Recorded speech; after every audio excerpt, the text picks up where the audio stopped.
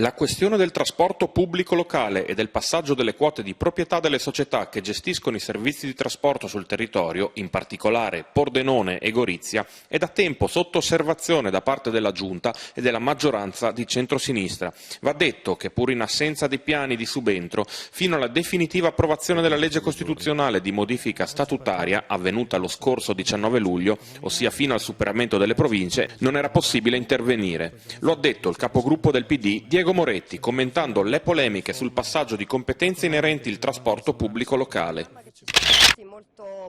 Oltre ai 9 milioni già stanziati per i lavori di messa a norma dell'ospedale di San Vito al Tagliamento, la cui data di consegna è prevista per il 22 dicembre 2016, altri 3 milioni 990 mila euro sono in arrivo per la messa in sicurezza e il completamento di altri piani della struttura. A garantirlo sono i consiglieri del PD, Renata Bagattin e Daniele Gerolin, firmatari, insieme ad altri consiglieri di maggioranza, di un ordine del giorno collegato all'assestamento di bilancio 2016, votato dal Consiglio regionale, che impegna la Giunta regionale a intervenire con questo ulteriore stanziamento all'interno della finanziaria 2017.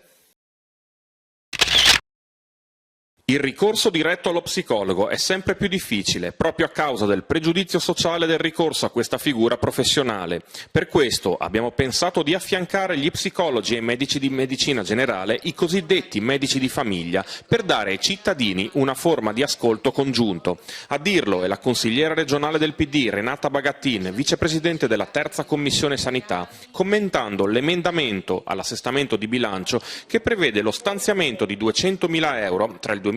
e il 2018 per finanziare un progetto pilota che prevede appunto la presenza di uno psicologo in almeno un centro di assistenza primario per ogni ente del servizio sanitario regionale.